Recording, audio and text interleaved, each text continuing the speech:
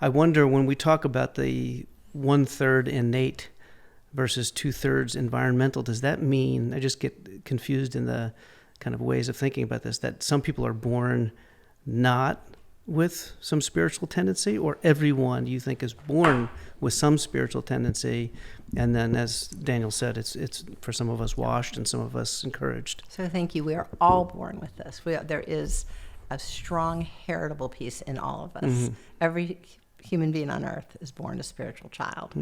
And there's also human variability, as there is in any innate capacity. Mm-hmm. So every one of us is a naturally spiritual being, and there can be differences in what channel it comes on. Some people are more kinesthetic and they feel things. Some people are more driven by, study and logic about this. But there's a seat of perception through which we feel and know a transcendent presence. And that is our birthright, every one of us. What we call it, the 2/3 embrace, how we practice, whether it's prayer, meditation, or spiritual mind-body work, the way in is found all around the world. But the beautiful pluralism is, of course, in the 2/3 of the environmental embrace, how it is cultivated. My dad would say something to the effect of remembering your childhood, thinking that, I think I've heard you say something about children come in knowing and having an awareness that there is a connection between all people and where they came from, and reconnecting with that, and he talks about it in the context of education, brings you to the table with children who need that.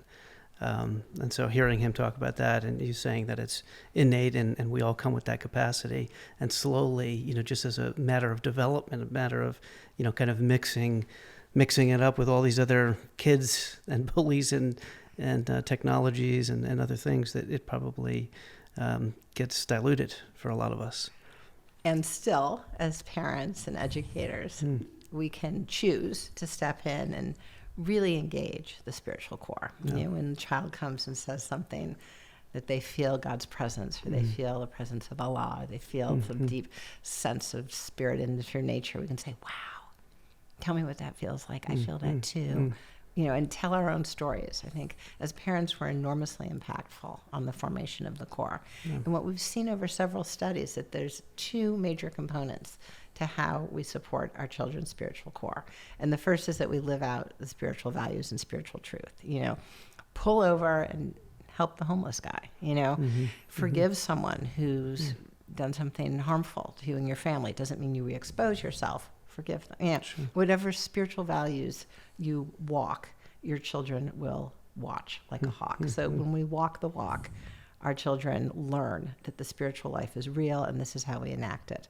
The second equally impactful piece is that we talk the walk, that we explain why is it that we've pulled over, because me and the homeless guy, we're equal, right? We're all equal before who I call God. This is like rays of a sun.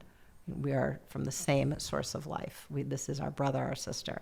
Narrate. And when we talk the walk and walk the walk, it says to our children, the spiritual realm is real. We talk about that here, and here's how we do it. And it becomes their go-to bedrock in a world that, again, as you say so rightly, may not have ever called attention to the most profound dimension of our existence. No. Right?